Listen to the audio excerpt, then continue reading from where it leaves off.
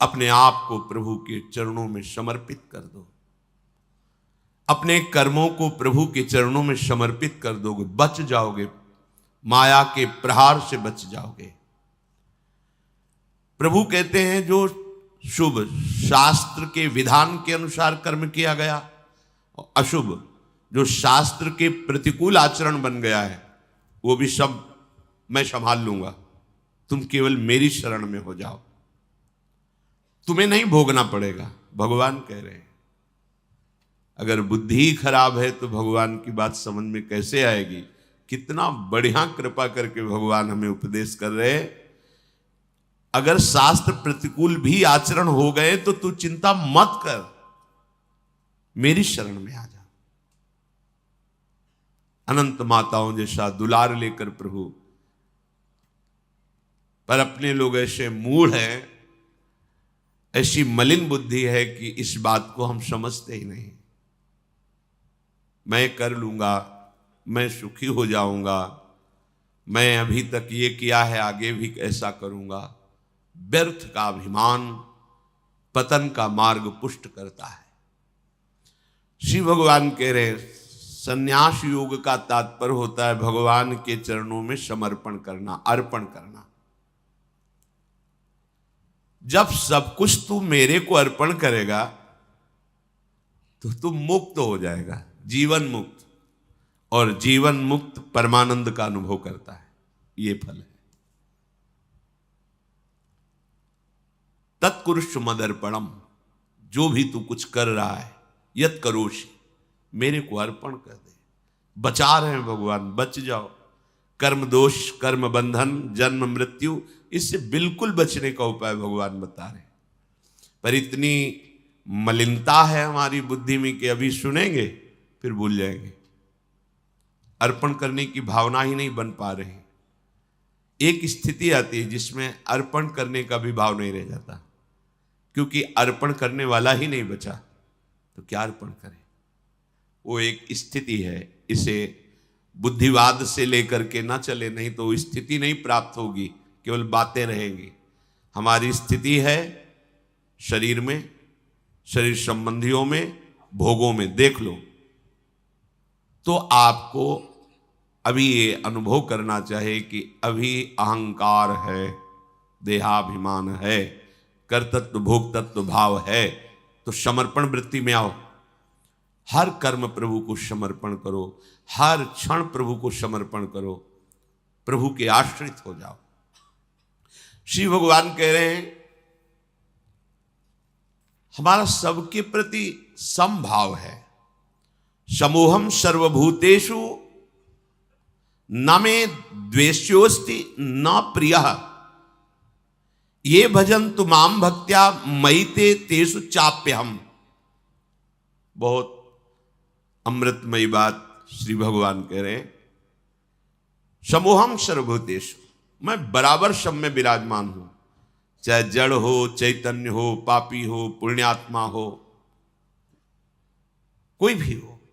विद्या विनय संपन्ने ब्राह्मणे गविहस्तनी स्वनीचय सुपाके चा पंडिता समदर्शिना। जो भगवान का भजन करते हैं तो भगवान का प्रभाव स्वभाव उतरता है, वही उनका स्वभाव हो जाता है। जैसे भगवान समदर्शी, ऐसे भगवान का भक्त समदर्शी हो जाता है। निरपेक्षम मुनिम शांतम निर्वैरम समदर्शिना। यहां भगवान समोहम सर्वभूतेषु, स्थावर जंगम, पवित्र अपवित्र, देवता मनुष्य, कोई भी, सब में भगवान समान रूप से विराजमान है। न मे द्वेष्योस्ति न प्रियः, मेरा कोई द्वेष का पात्र नहीं है और न मेरा कोई प्रिय है। ये भगवान का सिद्धांत है। आगे की जो बात कह रहे हैं वो बहुत मीठी बात कह रहे हैं। मेरा स्वभाव है समदर्शी, ना कोई मुझे प्रिय है ना कोई अप्रिय है, ना मेरा कोई द्वेष का पात्र है ना कोई प्रिय पात्र है। पर ये भजन तो माम भक्त्या, जो मुझे भाव से बजते हैं मैं पक्षपात ले लेता हूं उनका। ये खास बात है। बस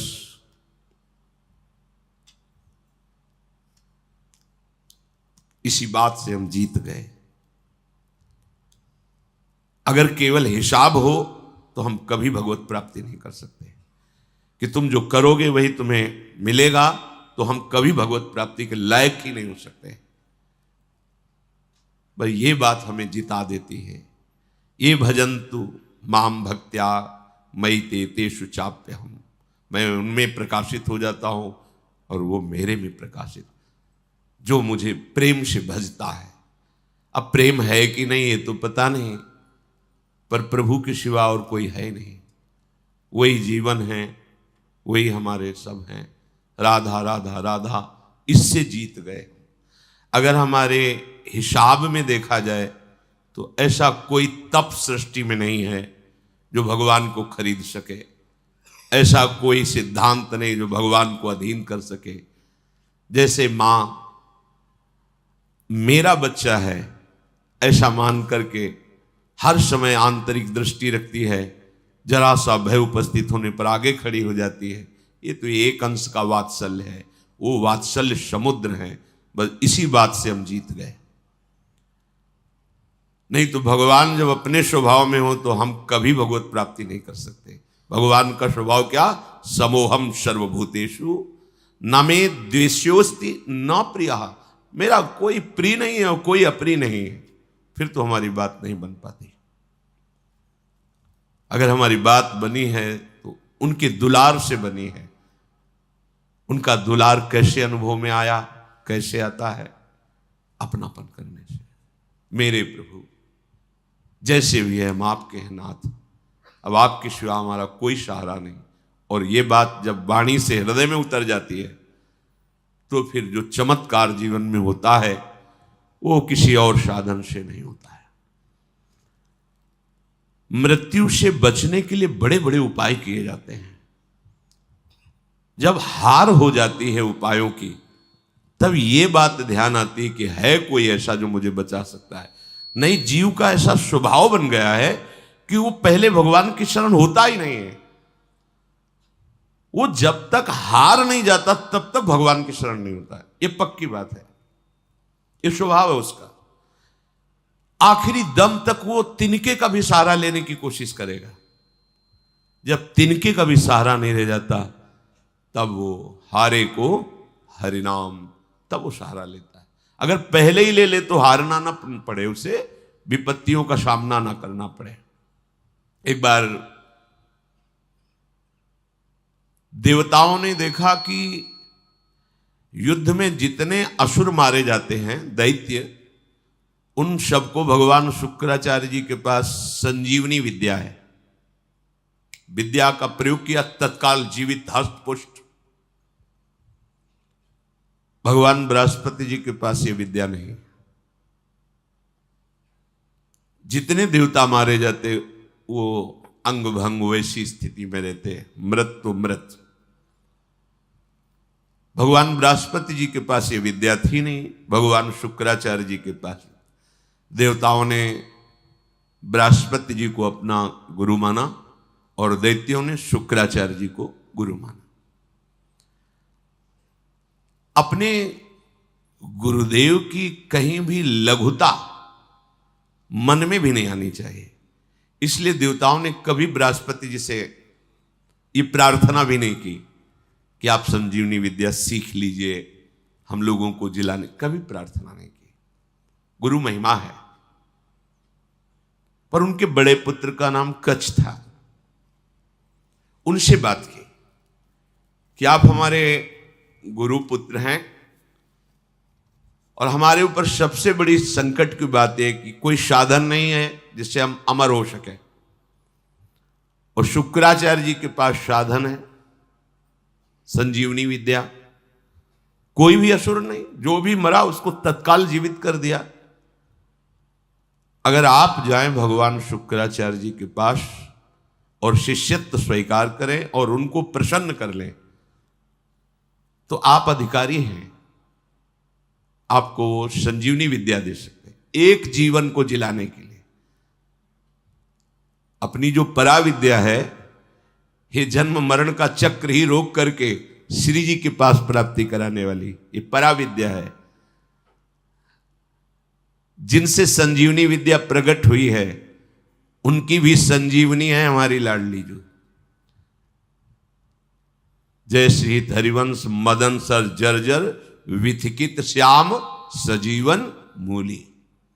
दिव्य प्रमोद रससार निजांग संग पीयूष बीच निचय रविसेचयंती कंदर्प कोटि सर मूर्छित नंद सोनु संजीवनी जयति कापि निकुंज देवी। ये जो अपने पास विद्या है ना, ये परा विद्या है, करोड़ों संजीवनी विद्या इसके समान नहीं। क्योंकि हमारी लाडली जो अनंत ब्रह्मांडों के ईश्वर भगवान श्री कृष्ण की भी संजीवनी मूरी है। संजीवनी जयति कापि निकुंज देवी। देवराज इंद्र ने जब हाथ जोड़ करके प्रार्थना की, बृहस्पति भगवान के बड़े पुत्र कच्छ अभी 9 किशोर अवस्था को प्राप्त हुए थे, उन्होंने कहा कि आप सब हमारे सम्माननीय हैं और आप हमको हमारे पिता बृहस्पति के समान आदर दे रहे हैं। अब हमारा कर्तव्य बनता है आपकी रक्षा करना। हम जा रहे हैं पर बड़ा संकटपूर्ण कार्य है, क्योंकि कोई भी दैत्य बर्दाश्त नहीं करेगा। हो सकता है मेरी मृत्यु भी हो जाए, पर आपके हित के लिए मैं मृत्यु का भी वरण कर लूंगा। जो संत स्वभाव के होते हैं उनका प्रभाव यही होता है कि वो अपनी हानि करके दूसरे का परम लाभ करना निश्चित करते हैं, और जो अशंत स्वभाव के होते हैं वो दूसरे की हानि करके अपना लाभ सोचते हैं। कच्छ ने सब देवताओं को आश्वासन दिया, अगर जीवित रहा तो संजीवनी विद्या लेके ही आऊंगा, और ना जीवित रहा तो फिर बात अलग है। इसमें परहित की भावना बहुत जोर की। परहित की भावना जहां होती वहां भगवान रक्षा करते हैं। स्वसुख वांछा जहां होती वहां आसुरी भाव होता है, राक्षसी भाव होता है, फिर वहां दुर्गति होती है। श्री महान महिमा में भगवान के पिता होने का सौभाग्य जिन्हें प्राप्त हुआ दशरथ जी महाराज, उनको वो परम लाभ जो गीधराज जटायु को मिला नहीं मिला। पंख कटे हुए रावण के अस्त्र से तड़प रहे, प्राण कंठ में है, बस चितवत राम चरण की रेखा। आगे पड़ा जटायु देखा, चितवत राम चरण की रेखा। भगवान ने गोद में लेकर पिता की तरह उनका तर्पण आदि किया। वो जानता था कि मैं रावण से जीत नहीं सकता, पर जानकी का विलाप सुन करके पूरे बल से आक्रमण किया दशानन के ऊपर, और इस गति को प्राप्त तो भगवान के सामने ही गीध देह का त्याग करके हरि रूप होकर भगवान के नित्य साकेत धाम को गया। परहित सबसे बड़ा धर्म है, परहित सरिष धर्म नहीं भाई। और यहां स्वसुख वांछा से ही हमारी सारी चेष्टाएं होती, इसीलिए आनंद की तो बात जाने दो, शोक भय संताप ये छोड़ ही नहीं रहा है। कच्छ जी दैत्यों की सभा में विराजमान भगवान शुक्राचार्य जी के पास गए, उन्हें प्रणाम किया और कहा मैं आपसे एकांत में प्रार्थना करना चाहता हूं। भगवान शुक्राचार्य जी ने एक तेजस्वी बालक एकांत समय दिया, प्रणाम करके कहा मैं अंगिरा ऋषि का पौत्र, भगवान बृहस्पति का पुत्र, मेरा नाम कच्छ है और मैं आपका शिष्य होना चाहता हूं। ब्रह्मन, मैं आपको गुरु रूप में वरण करता हूं। मैं 1000 वर्ष तक ब्रह्मचर्य रह करके आपकी सेवा करना चाहता हूं, और आप इसके लिए मुझे मना मत करना, इसकी अनुमति दे देना। शुक्राचार्य जी ने कहा कच्छ सुस्वागतम तेस्तु प्रतिगृहणामि ते वचः। अर्चयिष्येह मर्च्यम त्वामर्चितोस्तु बृहस्पति। मुझे बहुत प्रसन्नता हुई। कच्छ, तुम्हारे संकल्प का हम स्वागत करते हैं। शिष्य कौन है, किनका है, किस पक्ष का, ये नहीं देखा जाता। यदि वो शिष्यत्व स्वीकार कर रहा है और उसमें वो लक्षण हैं तो बिना किसी संकोच के, बिना कोई विचार के उसको स्वीकार कर लिया जाता है। ये धर्म की मर्यादा है। उसमें फिर नहीं देखा जाता आप कौन, कहां के, कैसे, नहीं। आप में आर्त भाव है, शरणागत होना चाहते हैं, वो स्वीकृत है। मैं तुम्हें स्वीकार करता हूं। तुम्हारा ये जो संकल्प है आदर का पात्र है। तुम्हारा सम्मान करना, भगवान बृहस्पति का सम्मान करना है। तब कच्छ ने कहा कि आपने बड़ी हम पर कृपा कर दी। महाकांतिमान कच्छ बड़े ही सुंदर थे। उनके सामने जल लेकर संकल्प किया, 1000 वर्ष तक मैं अखंड ब्रह्मचर्य रहूंगा। शुक्राचार्य जी ने कहा, मेरे ही भवन में तुम्हें अब रहना होगा और तुम प्रकाशित मत होइए कि मैं बृहस्पति पुत्र हूं, क्योंकि दैत्यों में देवताओं के प्रति द्वेष भाव है, वो अमंगल कर देंगे। और मेरी ये पुत्री देवयानी तुम्हारी ही अवस्था की है, नवकिशोर अवस्था ही, यौवन के पदार्पण की भूमिका को कहते हैं। तारुण्य प्रथमो प्रवेश समय, इसे किशोर अवस्था कहते हैं। तरुण अवस्था की प्रवेश की, अभी जवान नहीं कह सकते, वो प्रवेश स्थिति, ये बड़ी देव स्थिति होती है। तुम हमारी पुत्री का प्रिय करो, उसकी आज्ञा में रहो, अपना ही घर है, ऐसे निर्भय होकर रहो, पर बाहर सावधानी से ही निकलना, क्योंकि दैत्यजन ये जान न पावे कि तुम हमारे पास रहे हो। अभी कोई संजीवनी विद्या की बात भी नहीं की। देवयानी से कहा अब ये यही रहेंगे। 1000 वर्ष तक का इन्होंने नियम पूर्वक ब्रह्मचर्य का संकल्प लिया है। देवयानी जी ने स्वीकार किया उनको। वो सदैव देवयानी के सामने हाथ जोड़कर प्रणाम करना, उनकी आज्ञा में रहना, जैसे गुरु वैसे गुरु पुत्री, ऐसा भाव।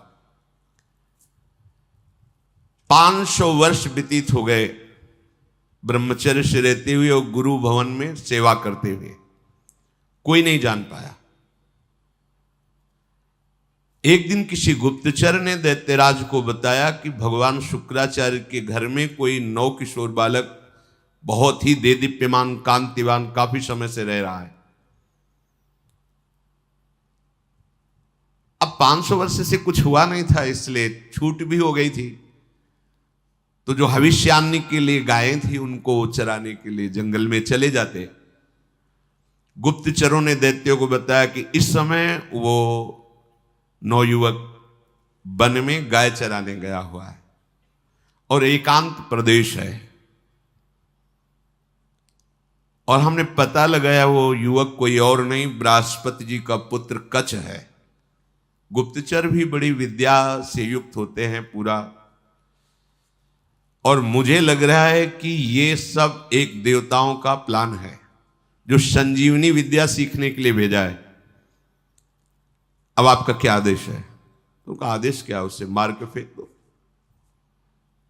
पर ऐसी सावधानी से मार करके उसे अलग अलग करो जिससे शुक्राचार्य जी जिला ना पावे। एकांत प्रदेश में वो गौएं चरा रहे थे। दैत्यों ने जाकर अस्त्र शस्त्र से उन्हें छोटे छोटे टुकड़े काट डाले कच्छ के और कुत्तों को खवा दिया। देखो, एक संजीवनी विद्या के लिए कष्ट सहना, और ये तो अंतिम है, अब संसार चक्र में ही नहीं आना। इसके लिए अगर एक बार कोई हमारे ऊपर प्रहार करे या शरीर छूट जाए तो मेरा घाटा थोड़ी है। शरीर तो वैसे ही छूटना है। अगर मुझे शरीर छोड़ने पर श्री जी मिल जाती है तो सस्ता बड़ा सौदा है, बहुत सस्ता सौदा है। प्राण दिए यह प्रेम न पाइए, और मुझे मिल रहा है। तो दौड़ के पहले नंबर में खड़े होना चाहिए।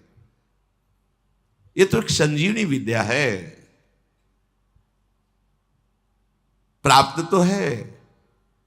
दैत्यों के पास इतने सामर्थ्यशाली महात्मा भी हैं, क्या उनका स्वभाव बदला? क्या वो आनंद से तृप्त हुए क्या? लेकिन राधा राधा कह के देखो, ये राधा नाम परा विद्या है, अमृत है, तुम्हें तृप्त कर देगा। समस्त कामनाएं भस्म करके, कर्म बंधन से मुक्त करके, प्रेम में डुबोकर श्री जी के पास पहुंचा देगा। जहां न आना है न जाना है, जहां पाना तो खूब है, न गैस बनेगी, न मल बनेगा, न मूत्र बनेगा। दिव्य, न बुढ़ापा है, न कोई पीड़ा है, न कोई रोग है, चिदानंद शरीर। कोई भय नहीं कि कभी हटा दिए जाएंगे, दूसरा आएगा तो हमारी जगह ले लेगा, ऐसा नहीं। बस वहीं विश्राम मिलेगा। चलना है, मन में ठान लो, चलना है। पर यह बात कि जिस मार्ग में हम चल रहे हैं उसमें फूल ही फूल नहीं मिलेंगे, शूल भी मिलेंगे। शूल को देख के डरना नहीं, वो शूल फूल बन जाएंगे। पर आप सोचो कि अब हम तो भजन में चले तो सब जयमाला पहनावे हमें और हमें प्रणाम करें, नमस्कार करें, तो भूल जाना जब आप अच्छी चढ़ाई पर चढ़ रहे होंगे तो पैर पकड़ के घसीटने वाले हजारों दौड़ पड़ेंगे, पर आपको रुकना नहीं है। बल आपका श्री जी है, इसलिए कोई घसीट नहीं सकता, पर विघ्न बाधाएं आपको घेर लेंगी। किसी उत्तम वस्तु की प्राप्ति के लिए बहुत उसे छुपा के रखा जाता है, बड़े विघ्न रखे जाते हैं जिसे कोई अधिकारी ही प्राप्त कर पावे। उनको मार दिया, कच्छ को, उनके शरीर के टुकड़े टुकड़े करके कुत्तों को खवा दिया। अब उस दिन गौवें बिना रक्षक के वापस आ गई। देवयानी जी ने देखा कि कच्छ तो आए नहीं, गौवें लौट आई। उन्होंने शुक्राचार्य जी से कहा कि भगवान, आपने अग्निहोत्र कर लिया, सूर्यदेव अस्ताचल को चले गए, गौवें वापस आ गई, पर कच्छ वापस नहीं आया। मेरा हृदय भयभीत हो रहा है, कच्छ के साथ कुछ अमंगल हुआ। मैं सत्य कहती हूं, मेरा हृदय कभी झूठ इशारे नहीं करता। मेरे हृदय में आ रहा है कि शायद अब कच्छ जीवित नहीं है। भगवान शुक्राचार्य जी ने ध्यान देकर देखा, बोले तो ये तो गजब हो गया, कच्छ को काट करके कुत्तों को खवा दिया दैत्यों ने। ठीक है, संजीवनी विद्या का प्रयोग किया, हर कुत्ते के पेट से फट फट करके मांस एकत्रित हुआ, कच्छ जिंदा हो गए। ये संजीवनी विद्या, विद्या का बड़ा प्रभाव होता है। इलवल और वातापी नाम के दैत्य थे ना, इसी विद्या को जानते थे, और उनको संतों से द्वेष था। जो आसुरी स्वभाव के होते, संत उनका भी मंगल करते, पर उनका द्वेष होता है, उनको सताने में अच्छा लगता है। जो सीधे धर्मात्मा संत भगवत मार्ग के पथिक, उनको संकट में डालना, उनको तड़पाना, उनको मारना, इससे उनको अच्छा लगता है। जो दैत्य राक्षसी स्वभाव के जन होते हैं, भला संत किसी से क्यों ऐसा द्वेष करेंगे कि किसी को कष्ट हो? पर देखो ना, पूज्यपाद उड़िया बाबा को काट डाला गड़ासे से, भरी स्वभाव जैसे फव्वारे जैसे निकलते ना, ऐसे खून के फव्वारे निकले। ये दैत्य स्वभाव बड़ा ही कड़ुआ स्वभाव है। इलवल क्या करता कि साधारण वेश में जाता और जंगल में जितने भी ऋषि मुनि आश्रमों में सबको निमंत्रण देता, हमारे आज अहो भाग्य, आप हमारी कुटिया में पधारिए, और एक साधारण धर्मात्मा का वेश रखता। अब संत वायु पीने वाले, जल पीने वाले, पत्ता खाने वाले, कंदमूल फल खाने वाले, चलो भगवान की इच्छा से कोई निमंत्रण करने आया है, पा लेते हैं। वो अपने भाई वातापी को मार करके वो ऐसे मिलाता कि कोई जान न पाता भोजन में। जरा जरा सब सैकड़ों ऋषियों की पंगति लगाई, सब प्रसाद पा के खड़े हुए, ताओ विद्या का प्रयोग करता, संजीवनी विद्या। वातापी फड़ाक फड़ाक सबके पेट भट जाते और वो एकत्रित हो गए। हाँ भैया, बोले हो गए, 100 मरे, 500 मरे, उनको सुख मिलता है। अब ऋषियों की संख्या कम होने लगी तो भगवान अगस्त्य जी से कहा, जो समुद्र को पी गए थे, कि ऋषियों पर बड़ा संकट है, वो अलग अलग भेष बदल कर आता है, निमंत्रण करता है और अपने भाई को मार करके ऐसे मिला देता है कोई जान ही नहीं पाता। और जब ऋषि पा लेते हैं तो विद्या का प्रयोग करता है और सबको मार देता है, वो जीवित हो जाता है वातापी। बोले सब निमंत्रण स्वीकार करो। अगस्त जी बिना निमंत्रण के पहुंच गए, आगे बैठे। बोले भैया थोड़ा हम सबसे ज्यादा पाते हैं, तो पहली पंगत में मैं आगे बैठा हूं, पहले मैं पालूं फिर दूसरे को परोसा जाए। ऋषि तैयार हो ना? सब ऋषियों ने कहा हाँ। अगस्त जी ने कहा पहले मुझे परो। उसने वही प्रक्रिया की, अपने भाई वातापी को मार करे पूरा चाट चाट के सब पा गए अगस्त जी। पाने के बाद आचमन किया, खड़े हुए तो उसने मंत्र संजीवनी विद्या पढ़ी और कहा वातापी, जे भी पुकारा सो अधोवायु ढर से निकाली। बोले गया तुम्हारा वातापी। अगस्त जी थे जो समुद्र को पी गए, समुद्र अगाध समुद्र को पी गए। अधोवायु लिख बोले गया तुम्हारा वातापी। तुम साधारण सी सब पच गया, जितनी देर पाया उतने में हमारी जठराग्नि ने पचा करके हजम हो गया, खत्म तुम्हारा वातापी। कोई विद्या काम नहीं करती ब्रह्म विद्या के आगे, भगवत विद्या के आगे। भगवान बृहस्पति जी ने जो ही ध्यान किया, देखा कि वो तो कुत्तों के पेट में है, संजीवनी विद्या का प्रयोग किया, कुत्तों के पेट फटे और कच्छ जो है मांस जुड़ के पूरा जीवित होकर सामने आ गया। देखते ही देवयानी ने पूछा लौटने में विलंब क्यों कर दिया? तो उन्होंने कहा कि देवी मैं समिधा कुश और काष्ठ गुरु सेवा के लिए ला रहा था, तो एक वृक्ष के नीचे रुका, गौएं भी हमारे साथ थी। वहां कुछ असुरों ने मुझे घेर लिया और पूछा तुम कौन हो? तो मैंने बता दिया मेरा नाम कच्छ, मैं बृहस्पति का पुत्र हूं और भगवान शुक्राचार्य हमारे गुरु हैं, उनकी सेवा के लिए मैं सामग्री ले जा रहा हूं। तो उन्होंने मुझे मार दिया और मार करके कुत्तों को खवा दिया। मेरी स्मृति कभी भंग नहीं होती क्योंकि मैं अखंड ब्रह्मचारी हूं। ब्रह्मचर्य में बहुत बड़ी सामर्थ्य है जिसका महत्व आज नहीं समझा जा रहा है। अगर आपका शरीर स्वस्थ है, किसी औषधियों का सेवन नहीं हो रहा है संसारिक, और आप ब्रह्मचारी हैं, एक बार श्लोक पढ़ लीजिए, वो पूरा टेप हो जाएगा। दोबारा कोई बात सुननी नहीं पड़ती, एक बात सुन लिया पूरा दिमाग में बैठ जाएगा। भारी से भारी मेहनत करने पर कभी थकावट नहीं होगी। 2-4 दिन नींद ना आवे तो आपको परेशानी नहीं होगी, क्योंकि बहुत शीतलता, बहुत धैर्य, गंभीरता, ये सब ब्रह्मचर्य प्रकट कर देता है, तभी उपासना परिपक्व होती है। अब ब्रह्मचर्य नहीं तो स्मरण ही नहीं है, ना प्रभु का स्मरण है, ना अपने लक्ष्य का स्मरण है। जिधर जो प्रवाह हुआ उसी में बहते डोल रहे हैं। शरीर इतने क्षीण हो रहे हैं वासना के कारण कि कुछ भी प्रकृति की मार झेलने लायक ही नहीं रह गए। देखो ब्रह्मचर्य का प्रभाव। कच्छ कह रहे हैं मुझे पूरा स्मरण है, मेरी स्मृति कभी भंग नहीं होती। जब हमारे गुरुदेव ने संजीवनी विद्या का प्रयोग किया तो फिर मैं जीवित होकर तुम्हारे सामने उपस्थित हूं। कच्छ ने जब अपने मारे जाने की बात कही तो देवयानी बड़ी सावधान हो गई कि कच्छ को अब गाय चराने नहीं भेजना। दैत्यों को तो पता था कि हमने मारकर खवा दिया। अब तो एक दिन सेवा के लिए कुछ पुष्प की आवश्यकता हुई तो देवयानी ने कहा पास के ही जंगल से पुष्प ले आइए। दैत्य दूर से निगरानी रखते थे, उन्होंने देखा कच्छ तो जिंदा है, जाकर के सोचा कच्छ जिंदा है, बोले वापस फूल लेके ना जाने पावे, अब की क्या करें? बोले मारो, मार के जलाओ, जला के राख जो है समुद्र में बहा दो। जब पुष्प ही लौट करके नहीं आए कच्छ पुष्प लेकर के, तो देवयानी ने फिर प्रार्थना की कि शाम होने जा रही, पुष्प तो सुबह लेने भेजा था, अभी तक कच्छ वापस नहीं आए। शुक्राचार्य जी ने कहा, ध्यान धर के देखा, बोले कच्छ को मार के जला के समुद्र के जल में प्रवाहित कर दिया, मतलब जल में मिला दिया। तो उनका भगवान यदि कच्छ पुनः वापस नहीं आएंगे तो मैं भी जीवित नहीं रहूंगी, क्योंकि इतने वर्षों से हमारी आज्ञा में सेवा में रह रहे हैं, तो हमारा एक अपनापन हो गया है।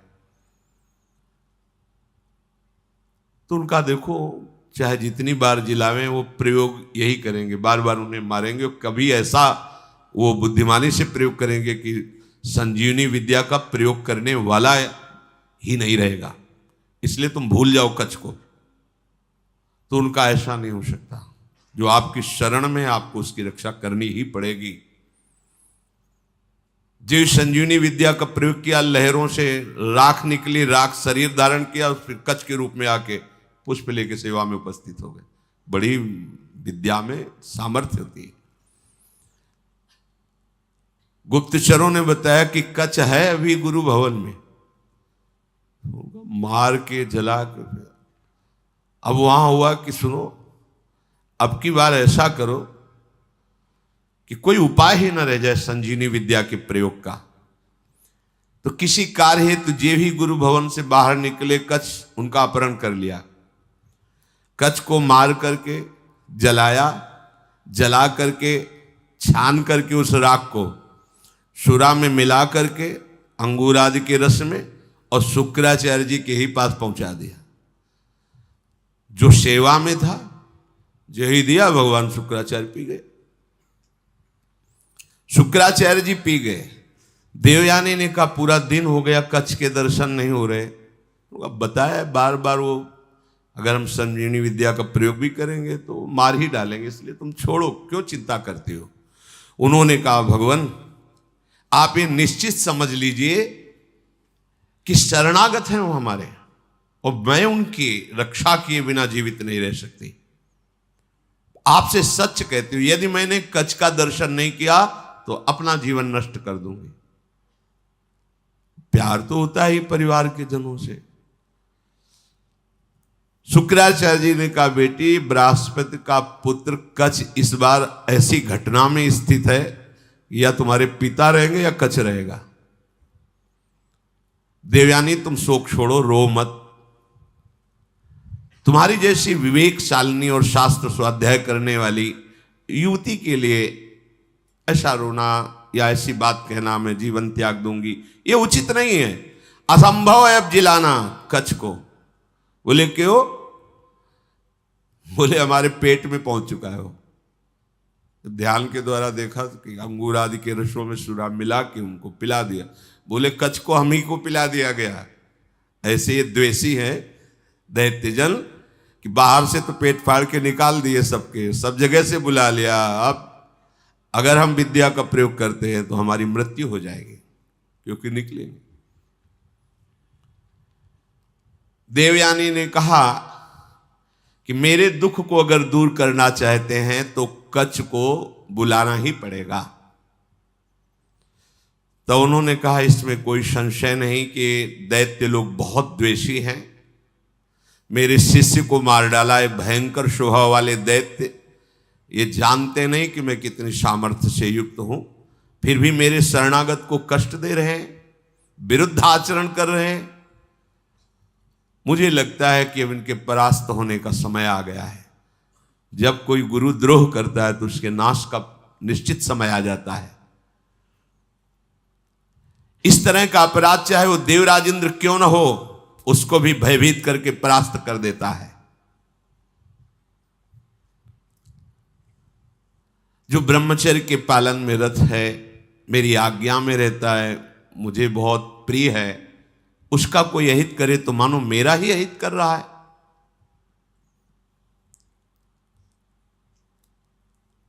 गुरु ने मन में विचार किया कि अब कैसे उसको जिलाए। तो कच्छ तुम मेरी बात सुन रहे हो, संजीवनी विद्या का ध्यान करते हुए कहा। तो अंदर से कच्छ बोले हाँ गुरुदेव सुन रहा हूं, बहुत भयभीत भी हूं, क्योंकि मैं आपकी आंतों के बीच में फंस गया हूं। विद्या के प्रभाव से अंदर से आवाज। गुरुदेव आप प्रसन्न हो, मैं आपको प्रणाम करता हूं। जैसे पुत्र का पिता पर और पिता का पुत्र पर स्नेह होता है, उसी प्रकार हमारा आपके प्रति और आपका हमारे प्रति स्नेह है।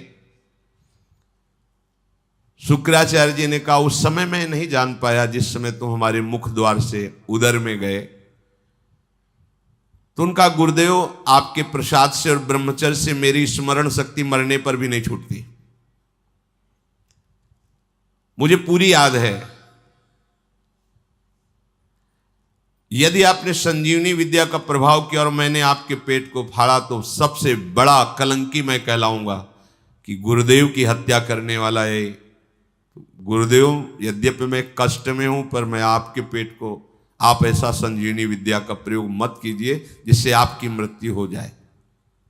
मैं हर क्लेश सह सकता हूं लेकिन गुरु के विरुद्ध नहीं चल सकता। आचार्यपाद, असुरों ने मुझे मार करके मेरे शरीर को जलाकर चूर्ण बना करके और अंगूर आदि के रस में मिलाकर आपको पिला दिया है। ब्राह्मी, आसुरी, दैवी तीनों मायाओं के आप ज्ञाता हैं। आपके होते हुए कोई भी माया उल्लंघन नहीं कर सकती। शुक्राचार्य जी ने कहा बेटी दूसरा कोई कार्य कहो तो तुम्हारा प्रिय कर दें। अब कच्छ को बचा पाना बड़ा कठिन है, थोड़ी देर में मेरी आते कच्छ को पचा लेंगे। मेरे उदर के विदीर्ण होने के सिवा कोई दूसरा उपाय नहीं रह गया। अगर मैं ब्रह्म विद्या का प्रयोग करता हूं तो मेरे उदर में वो जीवित होंगे, उनका उदर, मेरा उदर फटेगा, मैं मर जाऊंगा। देवयानी जी ने कहा पिताजी कच्छ का नाश नहीं होना चाहिए क्योंकि आपका शरणागत शिष्य है और आपका वध होना ये मैं देख नहीं सकती, सह नहीं सकती।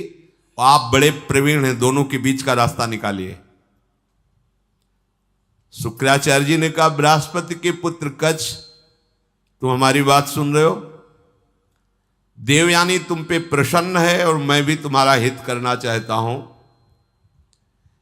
इसलिए तुम सुनो, मैं तुम्हें मृत संजीवनी विद्या देता हूं। आए भी इसीलिए थे, आज तक नहीं कहा था। गुरु की शरण जिस भाव से हुआ जाता है बिना मांगे वो बात पूरी हो जाती है यदि आपकी निष्ठा और भावना है। देखो ऐसी परिस्थिति दैत्यों ने प्रकट की विपरीत, लेकिन वही विपरीतता इनके लिए अनुकूलता का स्वरूप हो गई। शुक्राचार्य जी ने कहा तुम सुनो, मैं तुम्हें संजीवनी विद्या का उपदेश करता हूं। संजीवनी विद्या का उपदेश किया और कहा जब मैं अपने ऊपर प्रयोग करूंगा तो तुम बाहर निकलना, मेरा पेट फाड़ के तो मेरी मृत्यु हो जाएगी, फिर तुम संजीवनी विद्या का प्रयोग मेरे ऊपर करना जिससे मैं जीवित हो जाऊंगा। मेरे इस शरीर से जीवित निकलकर तुम मेरे वास्तविक पुत्र बन जाओगे क्योंकि मेरे उदर में रहे तुम। गुरु से विद्या प्राप्त करके सामर्थ्यशाली होने पर भी शिष्य को सदैव गुरु के प्रति दोष दृष्टि से रहित धर्मयुक्त दासता का भाव ही रखना चाहिए।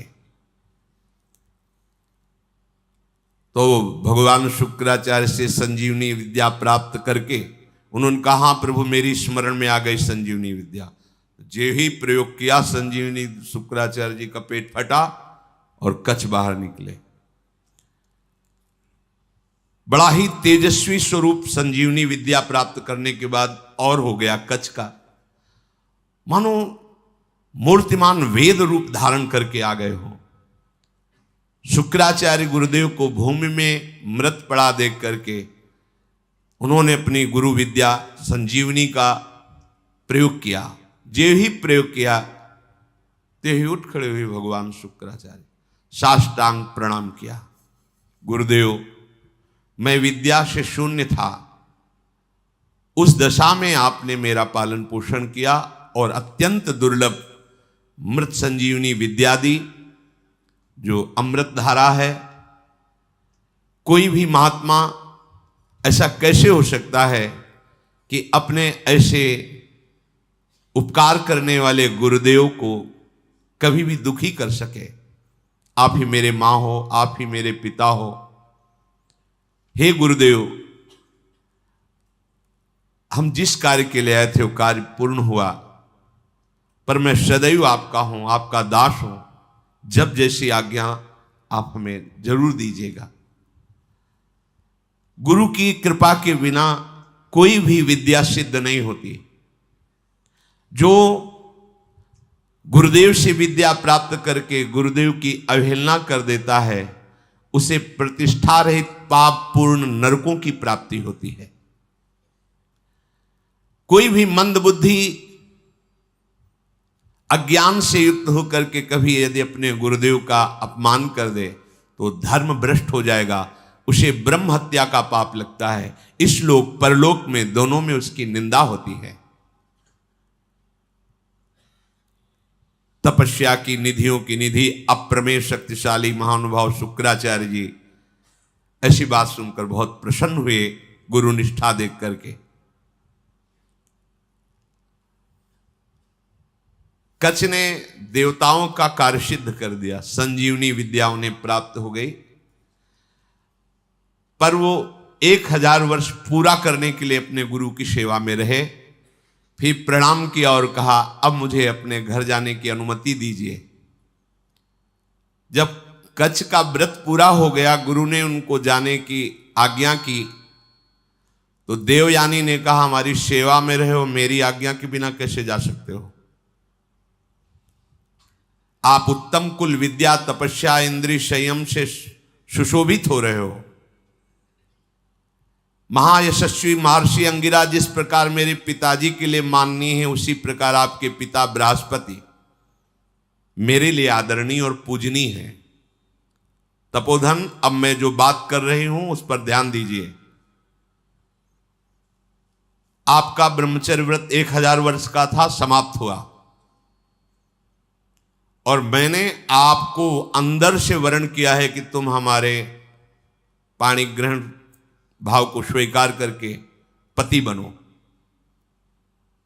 मंत्रोच्चारण पूर्वक विधि पूर्वक मेरे पिता के सामने मेरा पाणी ग्रहण करो। मैंने अंदर से ये भाव किया है। कच्छ ने कहा, अब दोबारा ऐसा शब्द उच्चारण मत कर देना। देवयानी, तुम्हारे पिता भगवान शुक्राचार्य मेरे भी पिता हैं, क्योंकि मैं उनके उदर में रह चुका हूं। क्या कभी भाई अपने बहन के प्रति ऐसा भाव कर सकता है? तुम हमारी परम पूजनीय हो, ऐसे शब्द उच्चारण मत करना। वैसे गुरुपुत्री हो, और ऐसे भी मैं शुक्राचार्य के उदर में रह चुका हूं। महात्मा भार्गव को तुम प्राणों से भी अधिक प्यारी हो। गुरुपुत्री होने के कारण मेरी परम पूजनीय बहन हो तुम। ऐसे शब्द उच्चारण मत करो।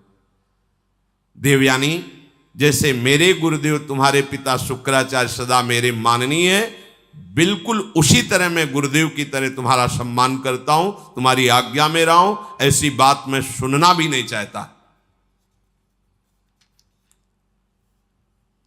देवयानी ने कहा, मैं आपका सम्मान करती हूं, आपकी भावना का, लेकिन जब से आप आए हैं और आज तक मैंने आपकी प्राणों की रक्षा की। मेरे ही कारण आप जीवित हो, मेरे ही कारण तुम्हें संजीवनी विद्या मिली। मैं हठ ना करती तो तुम हमारे पिता के हाथों में ही पच जाते। इसलिए तुम्हारा जीवन मेरा दिया हुआ जीवन है। इसलिए सौहार्द के साथ मैं कहती हूं कि मैं उत्तम भक्ति के द्वारा तुम्हारी आराधना करूंगी। तुम धर्म के ज्ञाता हो, मेरे प्रति ऐसा भाव त्याग दो और मेरा पाणी ग्रहण स्वीकार करो। कच्छ ने कहा, उत्तम व्रत का आचरण करने वाली देवयानी, मैं तुम्हारी इस आज्ञा का कदापि पालन नहीं कर सकता। तुम्हें प्रसन्न होना चाहिए मेरे ऊपर। मैं तुम्हें गुरु से भी बढ़कर पूज्य दृष्टि से सदैव देखा हूं। मेरे हृदय में कभी तुम्हारे प्रति ऐसा भाव नहीं आया। मैं तुम्हारी ये बात नहीं सुन सकता। तुम मेरी बहन थी, बहन हो और बहन ही रहोगी, ये मेरा दृढ़ निश्चय है। अब मैं तुम्हारा आशीर्वाद चाहता हूं, मुझे आशीर्वाद दो और मैं अपने देवलोक को जाता हूं। तुम्हारा मंगल हो। ऐसा कहकर के प्रणाम किया कच्छ ने। यद्यपि धर्म से युक्त कच्छ की वाणी थी, देवयानी को गुस्सा आ गया। उनका, हमारी बात को ठुकरा रहे हो तो मैं श्राप देती हूं। जिस कार्य के लिए तुमने कठोर तपस्या की, यहां आए, संजीवनी विद्या सीखी, तुम्हारी संजीवनी विद्या निष्फल हो जाए। यह है मिलते मिलते भी बात बिगड़ जाती, लेकिन हरि शरणम में बात नहीं बिगड़ती। ध्यान रखना, निमिषहु ना अकृपा जब चितये तब ऐसे। ये सब इतिहास इसीलिए तुम्हें सुना रहे हैं कि हमारे भगवान की शरणागति कितनी मीठी मृदु है। घोर अपराध बन जाने पर भी भगवान कभी त्यागते नहीं। इतना कई बार मरना पड़ा जिस संजीवनी विद्या के लिए, उसी का शाप मिल गया, निष्फल हो जाए। अब तो होश उड़ गए, जिसके लिए इतना श्रम निष्फल। देवयानी, ये तुमने धर्मयुक्त कार्य नहीं किया। तुम गुरुपुत्री हो, गुरुपुत्री समझकर तुम्हें क्षमा करता रहा जब तुम बार बार पाणी ग्रहण की बात करती रही। मैंने आज तक कभी तुम्हें दोष दृष्टि से नहीं देखा, और तुम कामना से युक्त होने के कारण हमें शाप दे दिया। इसलिए मैं तुम्हें आज शाप देता हूं, आज के बाद कोई भी ब्रह्म ऋषि कुमार तुम्हारा पाणी ग्रहण ही नहीं करेगा। ये सामर्थ्य होती है, जो नियम से चलते हैं, भजन करते हैं, उनमें सामर्थ्य होती है। उनके वचन कभी मिथ्या नहीं होते। 5 वर्ष के बालक हैं श्रृंगी ऋषि, चक्रवर्ती सम्राट महामहिम परम भागवत परीक्षित जी। जे ही श्रृंगी ऋषि स्नान कर रहे थे, बालकों ने आके कहा तुम्हारे पिता के गले में मरा हुआ सांप महाराज परीक्षित ने डाल दिया है। कहा उपहास, मेरे समाधिस्थ पिता का उपहास, ये इतना उच्छृंखलता कैसे आ गई? ये तो महाभागवत थे, ऐसा कैसे? इसका मतलब ये समझते हैं कि इनके ऊपर कोई शासन करने वाला नहीं। जल उठाया और कहा इनको पता नहीं कि ऋषि बालकों में अपनी तपस्या का इतना बड़ा बल है कि हम देवराज इंद्र को भी शाप दे सकते हैं। ये क्या है? मैं शाप देता हूं, आज के 7वें दिन विशाल काय तक्षक सर्प डसेगा और इस राजा की मृत्यु हो जाएगी। अमोघ, कोई नहीं काट पाया। 5 वर्ष के बालक श्रृंगी ऋषि। तुमने काम के वशीभूत होकर के मेरी विद्या को निष्फल होने का शाप दे दिया, तो तुम्हारा पाणी ग्रहण संस्कार की जो भावना है, कोई भी ब्रह्म ऋषि कुमार तुम्हारा वरण नहीं करेगा। ये मेरा शाप है। गई विद्या, गई। देखा कितना श्रम और हाथ क्या लगा। अब देवताओं को भारी समस्या का फिर कोई उपाय नहीं। अब जब कोई उपाय नहीं होता, तब एक उपाय जागृत होता है, हरि शरणम। सब देवताओं ने भगवान को पुकारा, क्योंकि दैत्य बल से भी आसुरी स्वभाव में, और गुरु का इतना बड़ा प्रताप, संजीवनी विद्या संपन्न गुरु, कोई उपाय नहीं कि बचने का। प्रार्थना ब्रह्मा जी से की। ब्रह्मा जी, भगवान शंकर, शव देवता, सुमेरु पर्वत जो 4 लाख योजन का है, वहां एकत्रित हुए और भगवान की सबने प्रार्थना की, स्तुति की। जो स्तुति की, श्री भगवान सामने प्रकट हो गए। आर्त भाव की हुई स्तुति तत्काल अनुभव कराती कि भगवान हमारी बात सुन रहे हैं। वो भाव आना कठिन होता है। अगर वो भाव आ जाए तो पुकारते ही भगवान आपको दिखाई देंगे। उसे आर्त भाव कहते हैं।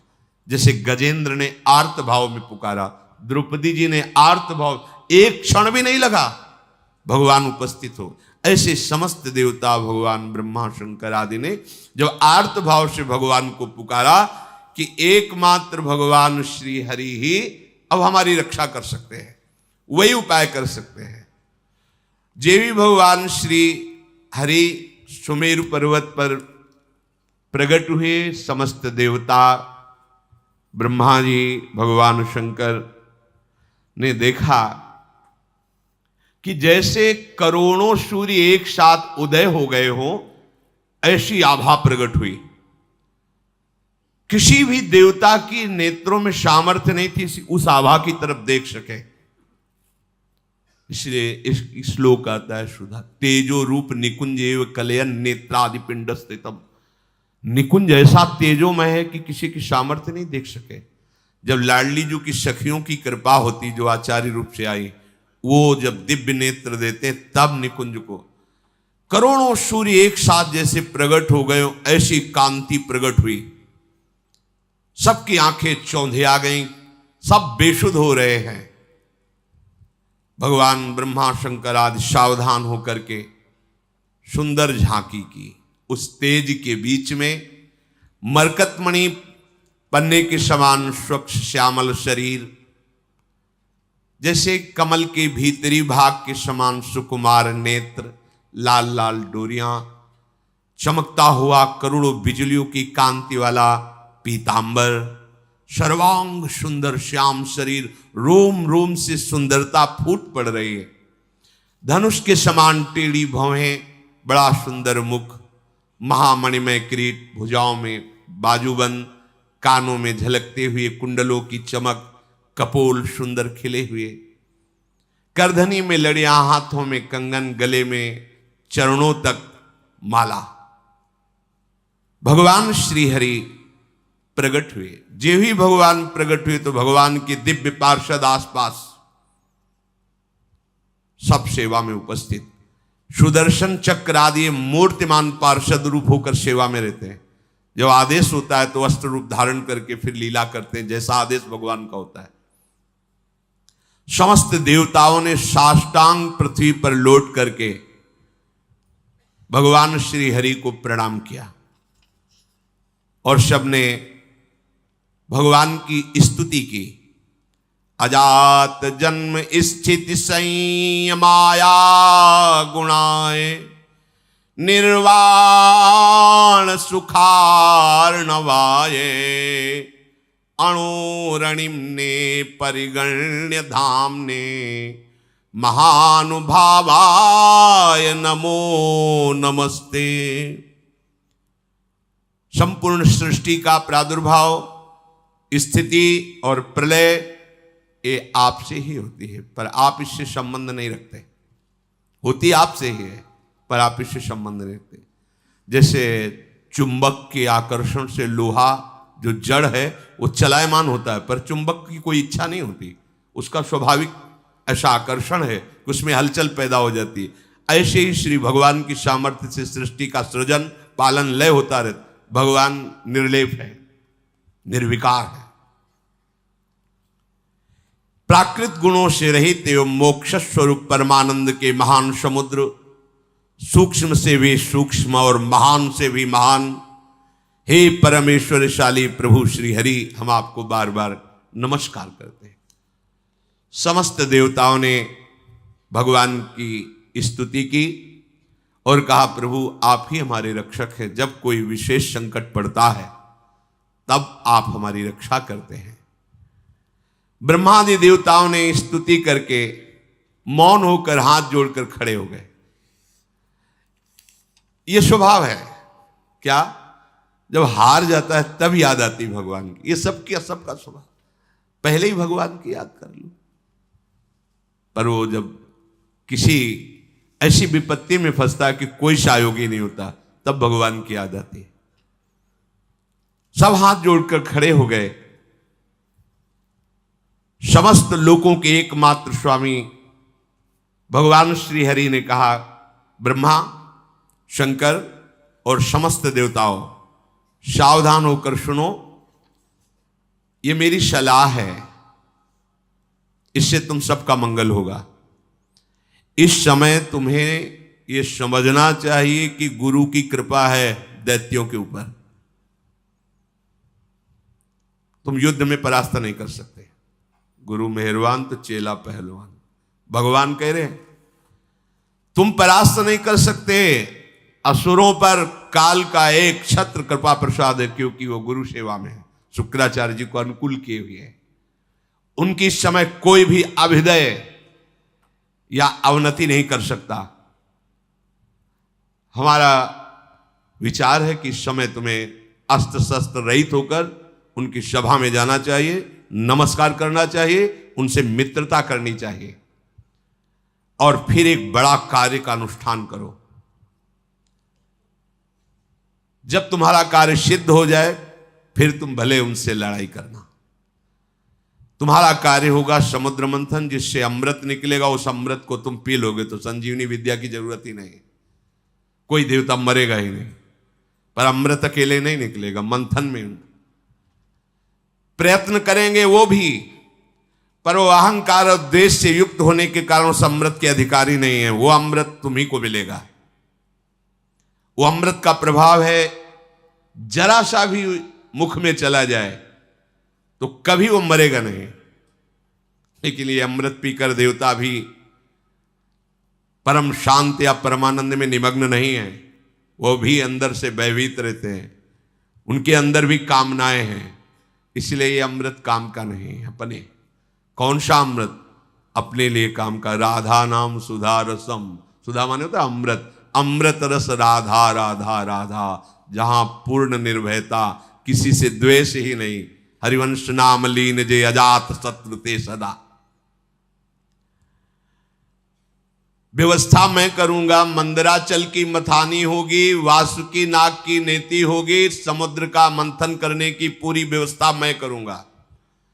आलस्य प्रमाद छोड़कर विश्वास करो और जाओ, हाथ जोड़ो, प्रणाम करो दैत्यों को और उनको मिलाओ, अपने मित्र बनाओ, और फिर ये बताओ कि दोनों मिलकर समुद्र मंथन करें और उसमें से अमृत निकलेगा और हम सब पान कर लेंगे।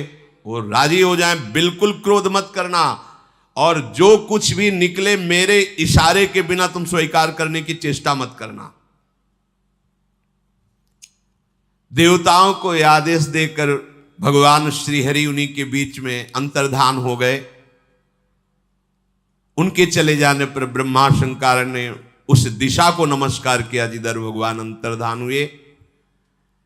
देवराज इंद्र, वायु देवता, अग्नि देवता, बड़े बड़े लोकपाल ईश्वर कोटि के जो देवता हैं, ये कोई अस्त्र नहीं, कोई शस्त्र नहीं, सर झुकाए हुए दैत्यों की सभा में प्रवेश। बड़े बड़े सेनापति, दैत्यों के उद्भट, देवताओं को परास्त करने की सामर्थ्य रखने वाले, अपने अपने अस्त्र संभाल लिए। और उनमें हुआ कि जब अस्त्र नहीं लिए और सर झुका के, अरे इसका मतलब ये युद्ध के लिए नहीं है, इसका मतलब ये संधि भावना से आ रहे हैं। उन्होंने अपने अपने अस्त्र नीचे उतारे। देवता लोग गए और हाथ जोड़कर ऐसे किया। ऐसे ही काम बनता है। अगर अमृत पद प्राप्त करना है ना, तो जो गाली दे तो भी हाथ जोड़ना पड़ेगा। ये भगवान की सलाह है। अगर अमृत पद प्राप्त करना है तो देखो, यहां किसी का कोई यश व्यस नहीं रहता। पढ़ के देख लो, एक से एक सब माया सब धूल डालती चली है। किसका यश है? किसका यश है? एक समय आता है कि एक आदमी का यश फैल जाता है। दूसरा समय आता है कोई जानता नहीं कौन था, क्या कैसा, धूल में मिल गया। ये यश, ये कीर्ति, ये प्रणाम, ये नमस्कार, रुपया, पैसा, बिल्डिंग, माया, ये सब छलावा है। केवल जीने के लिए इन वस्तुओं को अपना आराध्य मानकर समय नष्ट करना बड़ी मूढ़ता होगी। अखंड भगवान का स्मरण चल रहा है, और वो जैसे रखें उनका कार्य है। अपना लक्ष्य केवल प्रभु होना चाहिए। प्रभु के सिवा और कुछ सब व्यर्थ है, सब व्यर्थ है। मरे तो क्या रह गया, क्या रह जाएगा? आप देखो कितने बड़े बड़े यशस्वी जन हुए हैं, बलवान, धर्मात्मा। कौन जानता है, भगवान का नाम नहीं ले रहे तो तुम्हारा नाम क्या लेंगे? और यहां इतनी बुद्धि हमारी देहाभिमान से युक्त है कि अगर परोपकार के लिए छोटा सा पौशाला भी खोलेंगे तो पूरे परिवार का मैं जिला पता तक, नंबर तक उसमें डाल देंगे। ऐसा देहाभिमानपूर्ण। अगर एक पंखा लगाएंगे तो हर पंखुड़ी में वो नाम लिखा होगा, जिला लिखा होगा, बाप माता का सबका नाम, मतलब एक पंखे से ही पूरे पिता तर जाएंगे। ऐसा देहाभिमान पुष्ट कि हमारा नाम हो, हमारी कीर्ति हो। अरे भगवान का नाम तुम नहीं जप रहे हो तो तुम्हारा नाम कौन जपेगा, तुम्हारी कौन कीर्ति गाएगा?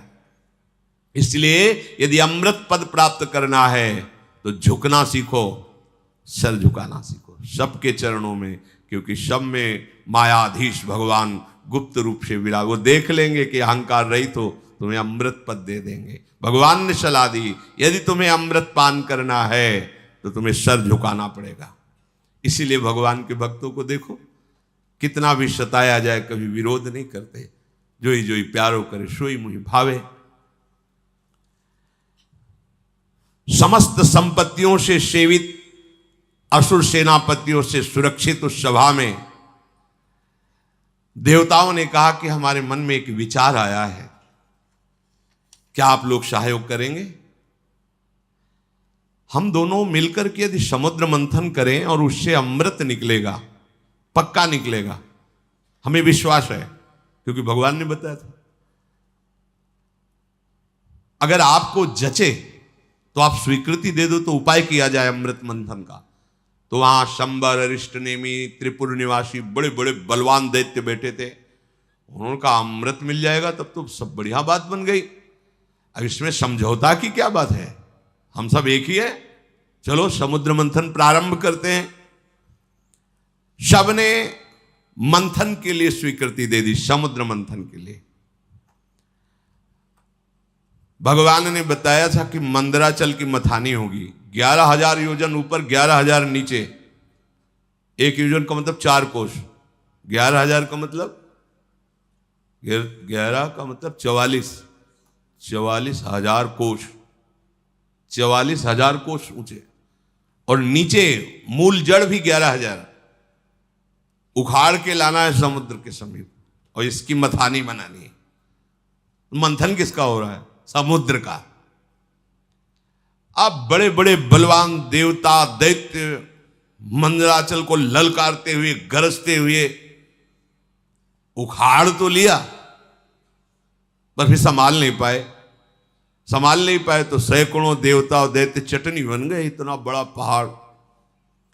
अब देवताओं ने भगवान का स्मरण किया कि प्रभु शुरुआत से अमंगल शुरू हो गया, और डर गए सब कि अब ये तो घटना इतनी घट गई, इसी में हजारों देवता दैत्य पिस गए तो कैसे काम चलेगा। भगवान जिनकी पंखों से सामवेद उच्चारण होता है, उन गरुण जी के ऊपर विराजमान मंद मंद मुस्कुराते हुए आए, जो देवता दानव चकनाचूर हो चुके थे। किसी के कंधे टूट गए थे, किसी का हाथ टूट गया, किसी के कमर टूट गई, कोई मर गया। भगवान गरुड़ पर बैठे हुए ही अमृतमयी दृष्टि से देखा, सब स्वस्थ, सब जीवित। कर तुम अकर तुम अन्यथा कर तुम। ऑपरेशन नहीं करना पड़ा हड्डियों का, औषधि नहीं लगानी पड़ी। समझो, भगवान बिना औषधि के भी, सारी औषधियों में सामर्थ्य उन्हीं के है। अगर कोई औषधि काम कर रही है तो भगवान की ही सामर्थ्य है। वो आपको, आपके मन को, आपके हृदय को परम शीतल कर देंगे। इसलिए सब औषधियों की औषधि हरिनाम है, विश्वास करो। अमृतमयी दृष्टि से सबको स्वस्थ और जीवित कर दिया। इसके बाद गरुड़ जी को आदेश किया, गरुड़ जी थोड़ा नीचे उतरे। ऐसे ही जैसे कोई कमल का फूल पकड़े, ऐसे भगवान ने मंदराचल को उठाया, गरुड़ जी के एक पंखे पे रख लिया और कहा चलो समुद्र के किनारे सब, और समुद्र के तट पर जाकर मंदराचल को विराजमान किया। भगवान के आज्ञानुसार वासुकी नाग को बुलाया गया और कहा तुम्हें हम वचन देते हैं कि अमृत में तुम्हारा हिस्सा होगा, पर आपको नेति का काम करना पड़ेगा। वासुकी नागों के राजा है, हजारों फड़धारी, विशाल काय। वो भी आनंदित हुए और समुद्र मंथन में मंदराचल की नेति, वो रस्सी बनने का काम किया। अब उत्साह सहित मंदराचल को समुद्र में पधराया गया। ऊपर से वासुकी नाग की नेति बनी। समुद्र मंथन आरंभ किया गया। भगवान ने देवताओं को इशारा किया हमारे साथ आओ। वो वासुकी नाग के मुख को की तरफ असुर लोग हट गए, बोले हमको तुम इतना नीच समझते हो कि सांप की पूंछ पकड़ेंगे, नहीं होगा समुद्र मंथन। भगवान यही चाहते थे। भगवान ने कहा नहीं, आप अगर आपको ऐसा लगता है चलो सब पूंछ पे चलो, क्योंकि जब मंथन होगा तो भारी विषाग्नि निकलेगी वासुकी नाग के मुख से। असुर स्वभाव के जो होते हैं ना, उनको यही, अगर उनका मंगल भी चाहो ना तो उनको अमंगल ही अच्छा लगता है। उन्होंने कहा कोई हम ऐसे वैसे नहीं है कि हम सांप की पूंछ पकड़े, तुम आगे रहो हम पीछे नहीं। समुद्र में भगवान ने कहा आइए आइए आइए पकड़िए, और देवता उसका काम बन गया, चलो पूंछ की तरफ चलो। अब देवताओं ने पूंछ की तरफ और असुर मुख की तरफ, लक्ष्य है अमृत प्राप्ति, समुद्र मंथन प्रारंभ किया। लेकिन जेव ही घुमाया तो मंदराचल धसने लगा। फिर भगवान से कदम कदम पर भगवान की जरूरत है भगवत प्राप्ति के लिए। चाहे जितने बड़े तपस्वी, साधना, ज्ञानी, बैरागी कोई भी हो, बिना भगवान के, चाहे उन्हें गुरुदेव भगवान बोलो चाहे भगवान बोलो, बातें उनके बिना कृपा प्रसाद के, ये तो अमृत है सृष्टि का, वो तो ज्ञानामृत है, प्रेमामृत है, उसकी प्राप्ति कैसे हो सकती? सब कुछ ठीक, मंथन प्रारंभ, मंदराचल धसने लगा। अगाध समुद्र, भगवान का चिंतन किया, भगवान की प्रार्थना की कि प्रभु कृपा करके अब तो सहयोग करो, नहीं तो सब किया कराया। सबके मुंह में उदासी छा गई। भगवान ने तुरंत एक विशालकाय कच्छप का रूप धारण किया। सत्य संकल्प भगवान की इच्छा करते ही 1,00,000 योजन की पीठ है जिनकी, 4,00,000 कोस तक कच्छपावतार भगवान का, 1,00,000 योजन की फैली, 1,00,000 योजन प्रस्तारिणा द्वीप युवा परो महान, मानो कोई बहुत बड़ा द्वीप प्रकट, 4,00,000 कोस, 1,00,000 योजन, 4,00,000 कोस भगवान की पीठ थी, कच्छप भगवान। सबके देखते देखते मंदराचल के नीचे चले गए। मंदराचल से मानो जैसे पीठ में कोई खुजली करे, ऐसे कच्छप भगवान को खुजली सी लगी, आराम करने लगे। मंदराचल की अब तह मिल गए, कच्छप भगवान की पीठ पर मंदराचल। अब तो मंदराचल को घुमाना प्रारंभ किया गया। समुद्र मंथन संपन्न करने के लिए असुरों में भगवान आसुरी शक्ति के रूप में, देवताओं में दैवी शक्ति के रूप में, वासुकी नाग में निद्रा के रूप में, नीचे कच्छप के रूप में, ऊपर सहस्त्रावाव रूप रख करके पकड़े हुए सबसे ऊपर चोटी पे, ये किसी को पता नहीं। पूरा का पूरा मंथन भगवान ही से हो रहा है। इसीलिए कहते हैं अहंकार मत करो, साधना तुमसे नहीं मेरी, भगवान करा रहे हैं। बात को समझो। लग रहा है कि देवता और दैत्य कर रहे हैं, शुरू से अभी तक देख लो, सलाह देने वाले, मार्ग बताने वाले, व्यवस्था करने वाले, और फिर अमृत का हरण भी होगा तो वो भी छुटा के तुम्हें पिलाने वाले। अगर भगवान श्री हरि का आश्रय नहीं लिए तो ये तो प्रकृति के मंथन से, प्राकृतिक ही तो है समुद्र, और यहां ज्ञान समुद्र के मंथन से प्रेमामृत का पान करना है। इनमें बिना जगत गुरु श्री कृष्ण के कौन विजय प्राप्त कर सकता है? बोले इसमें गुरु की क्या आवश्यकता है? तो चल के देख लो, मिल ही जाए तो बता देना आके। आज तक किसी को मिला हो, इतिहास साक्षी हो तो बता देना। बिना गुरु का आश्रय लिए, और वो गुरु भगवान ही है। भगवान गुरु, गुरु भगवान। अब समुद्र मंथन बड़ी दृढ़ता से प्रारंभ हुआ।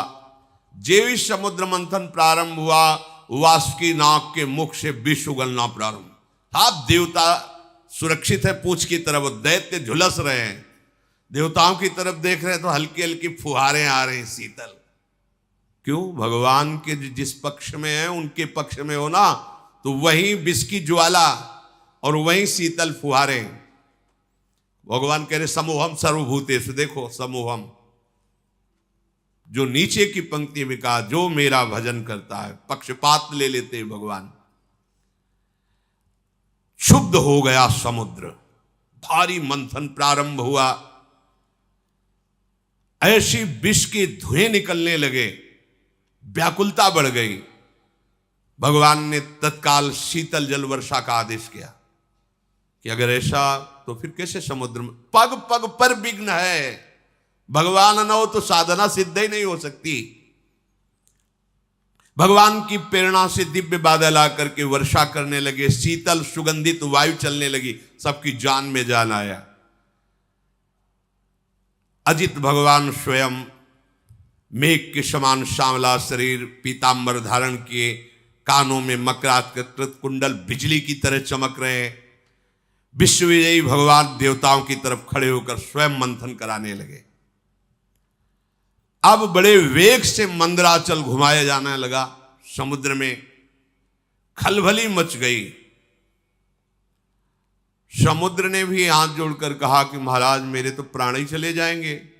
बोले तुम भी धैर्य रखो, सहो, तुमको भी अमृत का छींटा मिल जाएगा। अमृत के लोभ से देखो, और ये अमृत देवता पीकर भी किस सुख को प्राप्त कर रहे हैं, देख लो। ये नामामृत, लीला अमृत के सामने कुछ नहीं। ब्रह्मा जी रोज प्रणाम करते हैं भगवान के भक्त को। ये भगवान की भक्ति के समान जो प्रेमामृत है, कहीं नहीं, कहीं नहीं। जो अमृत पिए हुए देवता, उनसे भी श्रेष्ठ मानव देह कहा गया है। देव दुर्लभ ही होनी कही गई। क्यों? क्योंकि इसमें तुम नामामृत का पान कर सकते हो, ज्ञानामृत का पान कर सकते हो, प्रेमामृत का पान कर सकते हो। अब तो जे ही मंथन शुरू हुआ तो हलाहल विष निकला। मंथन काय के लिए हो रहा है? अमृत के लिए। पर अमृत के पहले क्या निकला मंथन में? विष। इस विष को केवल शिव पचा सकते हैं, शिव, दूसरा नहीं। क्या विष है? कहते जब पहले भजन नहीं करते थे बड़ी शांति लगती, जब से भजन शुरू किया गंदी गंदी बातें आ रही, काम आ रहा, क्रोध आ रहा। अब मंथन शुरू तो विष आएगा नहीं। शिव, तुम्हारा संबंध नहीं है अंतःकरण धर्म से, ये ज्ञान ही शिव है। वंदे बोधमयम नित्यम। बोध माने ज्ञान। जो ज्ञान स्वरूप है वही इस विष को पचा सकता है। नहीं पचाना मुश्किल है, हार जाओगे, भाग जाना पड़ेगा, आप टूट जाओगे। नहीं, ज्ञान के द्वारा, विवेक के द्वारा। अगर इस विष को न पचाया होता तो संतों ने अमृत पान न किया होता। हलाहल नामक इतना वो जहरीला कि उसके जो फूहे उड़ रहे थे, आसपास का सब वन भस्म हो गया। अब देवता दैत्य सब के प्राण व्याकुल हो गए केवल उसकी भाप से जो जहर निकला। भगवान ने कहा कि चलो सब कैलाशपति का स्मरण करो। देवाधिदेव महादेव भगवान शंकर ही बचा सकते हैं। भगवान सदाशिव को पुकारा, अंबा के साथ भगवान प्रकट हुए। ऋषि मुनि देवता दैत्य सब प्रणाम करके प्रार्थना कर रहे। तीनों लोकों का अभ्युदय और मोक्ष जिन ऋषियों ने संकल्प करके कि सबका मंगल हो, वो सब ऋषि भी आ गए और स्तुति करने लगे भगवान शंकर की। देव देव महादेव भूतात्मन भूत भावन त्राहिनः शरणापन्नास त्रैलोक्य दहनाद विषाद। हे देवताओं के भी आराध्य देव, देवाधिदेव महादेव, अब आप ही समस्त प्राणियों की रक्षा कर सकते हो। हम सब आपकी शरण में आए हैं। ये त्रिलोकी को भस्म कर देगा विष। अगर इस विष को नहीं पचाओगे तो स्थूल सूक्ष्म कारण तीनों इस विष से व्याप्त हो जाएंगे। जिस काम के लिए ये मंथन शुरू हुआ था साधना का, वो काम पूरा नहीं हो पाएगा। इस विष को पचाना ही होगा, शिव रूप होकर, जीव रूप होकर नहीं। देहाभिमानी जीव, अंतःकरण धर्म का दृष्टा शिव। अंतःकरण पर काम आदि का वेग आ रहा है, ना कि मेरे में। अगर ये ज्ञान नहीं रखोगे, हमारा मन ऐसा, हमारा मन ऐसा, ढो मन की सारी बातें, उसी में फंसे रहो। मन थोड़ी तुम हो, अंतःकरण में स्फुरित हो रहा, तुम उसको देख रहे हो। उसकी गंदी बातें मत स्वीकार करो, मत उसको सपोर्ट करो, जीत जाओगे।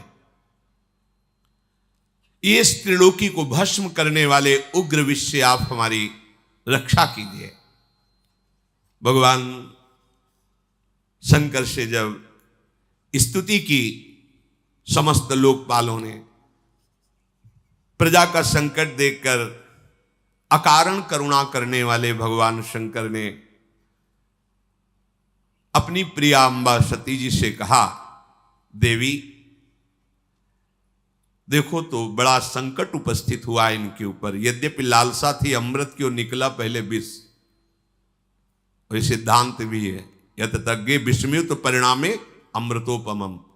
ये विष जैसा लगता है, 2 बजे उठना और फिर दिनचर्या करना, ब्रह्मचर्य से रहना, भजन की भावना में डूबना, किसी से कोई भी व्यवहार नहीं, मनोरंजन नहीं, ये सब विष जैसा लगता है, इसका परिणाम अमृत होगा। अब मेरा कर्तव्य बनता है कि मैं इन्हें निर्भय कर दूं। सबकी रक्षा करना सामर्थ्यशालियों की सामर्थ्य का प्रयोग है। सज्जन पुरुष अपने क्षणभंगुर प्राणों की भी बलि देकर दूसरे की रक्षा करते हैं। देखो, कोई भी कार्य करने के पहले अपने अर्धांग से अनुमति लेना ही चाहिए। यहां प्रमाण दे रहे हैं जगत गुरु भगवान शिव, सती जी से कह रहे कि अब हमारे इनकी रक्षा करने आप आदेश कीजिए, आप सहमति दीजिए। उनके ऊपर कृपा करना ही है, और इस कृपा से मुझे पता है कि मुझे श्री हरि का प्रेम प्राप्त होगा, क्योंकि श्री हरि के ही द्वारा प्रेरित ये कार्य हो रहा है। चराचर जगत में जब श्री हरि प्रसन्न हो जाते हैं तो फिर उसको और कुछ प्रसन्न करना बाकी नहीं रहता किसी के लिए। मैं इस विष का भक्षण करूंगा। विश्व के दाता, जीवन दाता भगवान शंकर जब सती जी से ऐसा कहा तो सती देवी ने उस प्रस्ताव को पास किया। हाँ ठीक है भगवान, आप जगत अम्बा है ना, जगत मंगल के लिए, और अपने प्रभु का वो सामर्थ्य भी जानती है। भगवान ने उस विष को आकर्षण किया खप्पर में, पूरा विष,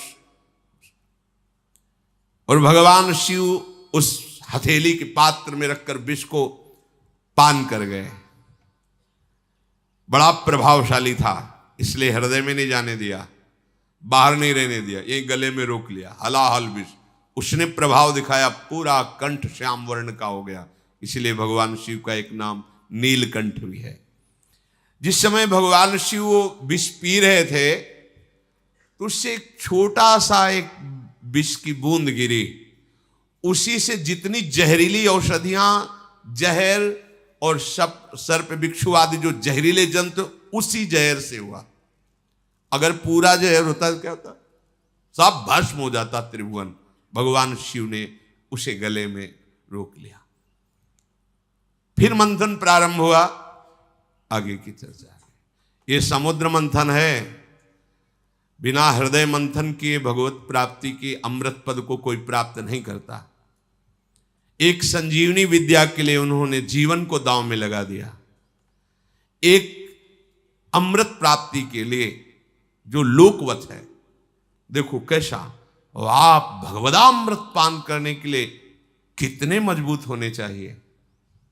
इसे किसी ने कुछ कह दिया, आप रो रहे हो, कोई थोड़ा विघ्न आ गया, भजन छूट गया, उदास बैठे हो, भगवान तुम्हारी क्या यही भगवत्ता है, एक सुख सुविधा दी थी वो छीन लिया, अब कोई हमारा नहीं रहा वो छीन, ये सब बहुत नीचे स्तर के। तुम बहादुर हो, ऐसे सूरवीर हो कि त्रिभुवन में तुम्हारे कोई कदम को लड़खड़ा न सके, रोक न सके भगवत प्राप्ति, क्योंकि सहयोगी हमारे प्रभु हैं। देखो ना, समुद्र मंथन में अगर प्रभु ना हो तो प्रारंभ ही नहीं होता।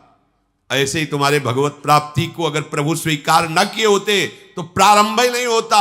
यही सर आवत अति कठिनाई, राम कृपा बिनु आई न जाई, गृह कारज नाना जंजाला, तेति दुर्गम शैल विशाला। पहाड़ जैसे हैं ये घर परिवार के मोह ममता, इसको जो लांघ कर तुम आए हो ना, तो हरि ने तुम्हें घसीटा है। वही अमृत पद तक सहयोग करते हैं और वही अमृत पद के रूप में मिलते हैं। इसलिए साधक को कहा जाता है कर्ता भाव छोड़ो। ये मत सोचो कि आप कुछ कर रहे हो, आपसे प्रभु करा रहे हैं। जैसे समुद्र मंथन में सब कुछ प्रभु कर रहे हैं। मंदराचल लाने वाले, सलाह देने वाले अर्थात प्रेरणा करने वाले, फिर मंदराचल को लाने वाले, फिर मंदराचल को रोकने वाले, फिर ऊपर से मंदराचल को दबाने वाले, वासुकी नाग में निद्रा के रूप में, देवताओं में दैवी शक्ति के रूप में, असुरों में आसुरी शक्ति के, वही सब रूप में कर रहे हैं। हमारे जो भी भागवतिक साधना होती मेरे प्रभु मेरे हृदय में बैठकर करा रहे हैं। कर्ता भोक्ता भाव नष्ट हो जाएगा, अमृत पद की प्राप्ति होगी। भगवान ही इस विषैले काम क्रोधादि से हमारे को बचाते हैं, अपनी सामर्थ्य नहीं। कभी किसी को अहंकार नहीं करना चाहिए। यदि जितेंद्री हो, धर्म से चलते हो, भजन कर रहे हो तो भगवान की कृपा से कर पा रहे हो। अगर उनकी कृपा का छत्र हट जाए तो अभी आपको दिखाई देगा कुछ नहीं हो, कुछ नहीं हो। जहां कहीं किसी बड़े महात्मा को कभी ऐसा लगा तो भगवान ने अनुभव करा दिया। जैसे देवर्षि नारद जी बहुत बड़े महापुरुष हैं, काम विजयी, जरा सा लगा तो आपने चरित्र सुना। दुर्वासा जी बड़े महान महात्मा है, कोई साधारण थोड़ी भगवत स्वरूप है, लेकिन जरा सा अहम आ गया तो देखा त्रिभुवन में भागे घूमे। अगर कहीं किसी को कोई भी विभूति नजर आती है अपने में तो भगवत कृपा को देखो, अहंकार मत करो, क्योंकि वास्तविक भगवत कृपा से ही मार्ग चला जाता है। शेष चर्चा आगे। श्री राधा वल्लभ लाल।